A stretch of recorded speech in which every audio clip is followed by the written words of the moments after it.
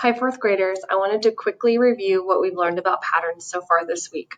So we know that there are two different kinds of patterns. On Monday, you guys learned all about shape patterns, which are exactly what they sound like, patterns that require some kind of shape. In this example, a circle, a star, a square, a circle, a star, a square. And then we also learned yesterday about number patterns, which again are exactly what they sound like, patterns that have numbers. You also talked briefly about the pattern units and how those are the parts or the little chunks of the pattern that keep repeating over and over and over again, and that's how you continue a pattern. So the pattern unit of the shape pattern up at the top, circle, star, square, circle, star, square, would be the part that continues repeating over and over and over again. A number pattern doesn't really have a pattern unit because oftentimes they don't repeat. We're going to talk about that in just a second. In this case, every time I hop to the next number, my number doubles. So the rule for this pattern would be times 2. 2 times 2 is 4, 4 times 2 is 8, 8 times 2 is 16. So like I was saying, some patterns are going to repeat and some are not. That's kind of our topic for today. Let me scoot you over and back. There are two different kinds of patterns kind of within patterns.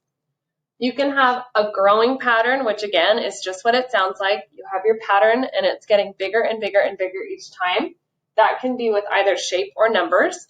And then you also have what's called a repeating pattern, where the certain things repeat over and over and over again. That's where the pattern unit comes into play.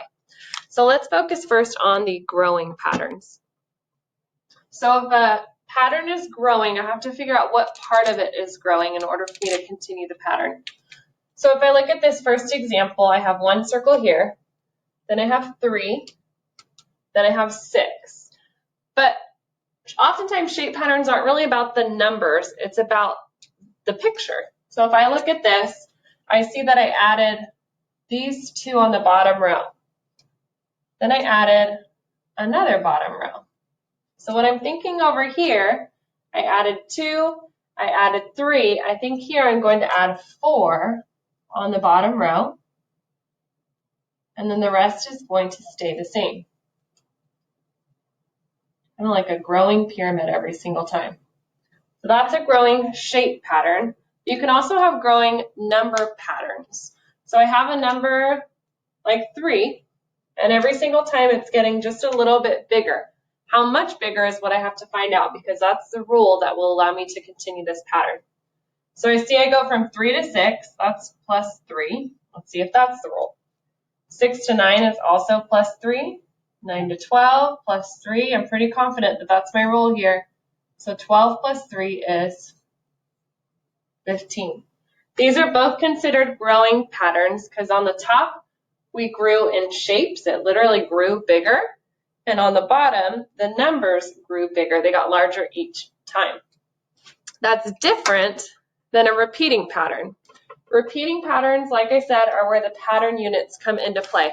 In order to continue the pattern that's repeating, you have to find the tiny little chunk that's repeating over and over again. So for example, circle, star, circle, star, circle, the part that's repeating over and over again is not this, because then the next one should be a circle. It's even smaller than that.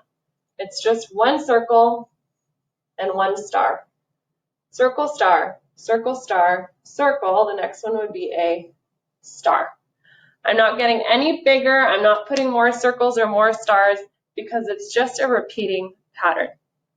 Same thing down here on the bottom. It can also be with number patterns. They can also repeat.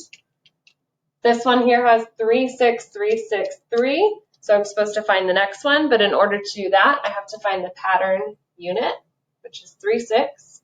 Then I can see that repeats here, and it almost repeats here. It's just missing that last 6.